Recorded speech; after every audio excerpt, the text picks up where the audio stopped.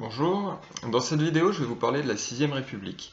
Parce qu'en décembre on a eu des élections régionales qui ont été un choc pour tous.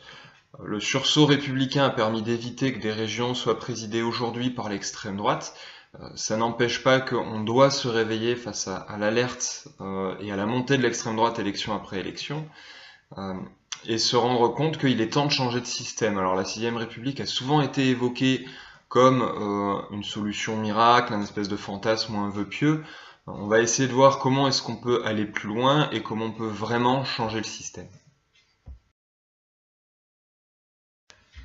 Alors finalement, pourquoi changer le système?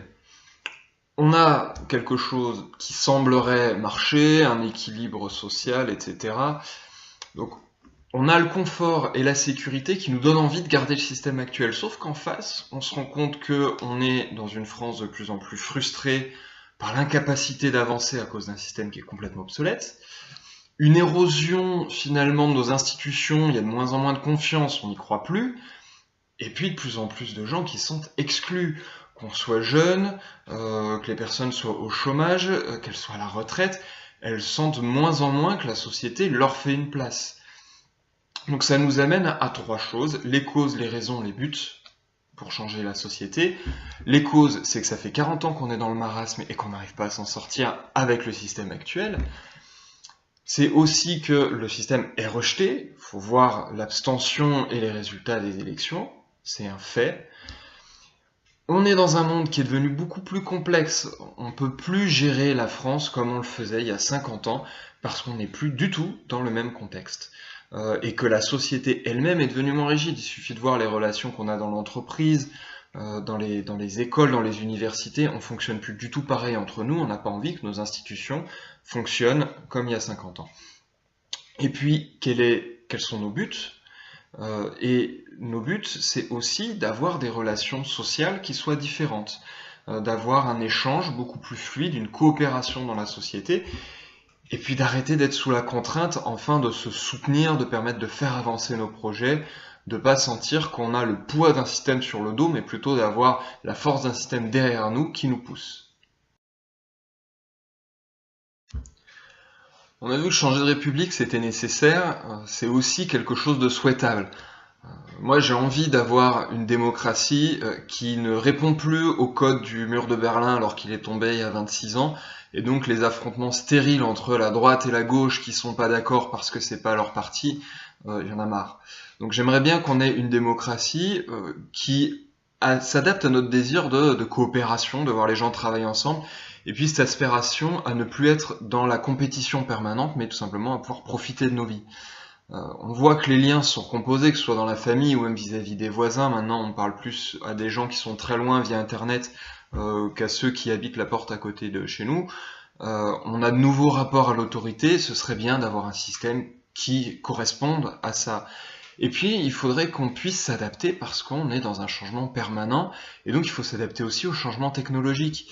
Déjà, notre société est tournée vers la productivité, alors que la productivité a été confisquée par les machines, c'était le cas dans l'industrie. Maintenant, dans les services, vous avez les systèmes d'information et Internet qui permettent d'avoir des services beaucoup plus rapidement qu'on le faisait avant. Donc on doit se réinventer. Ça laisse un champ énorme à l'humain, qui est le champ de la communication, de la créativité. Il y a de nouvelles manières de créer de la valeur. Il faut qu'on soit capable de les explorer, mais la France s'est grippée à cause de son système, alors qu'une démocratie qui s'appuie sur ces principes-là, sur le principe de l'échange, de la créativité, d'avoir une croissance qui n'est pas seulement une croissance quantitative, parce qu'aujourd'hui, c'est le mieux qui a remplacé le plus, c'est-à-dire que consommer moins, par exemple moins d'énergie, eh bien c'est améliorer notre qualité de vie. C'est-à-dire que dans certains champs, la réduction, une moindre croissance peut être une amélioration de la qualité de vie des Français. Il faut qu'on ait un système qui sache lire ça et qui sache amener ça. Alors la bonne nouvelle, c'est que pour changer de système, on n'est pas obligé de faire la révolution par les armes, on pourrait avoir une révolution démocratique. Déjà, ça commencerait par un référendum.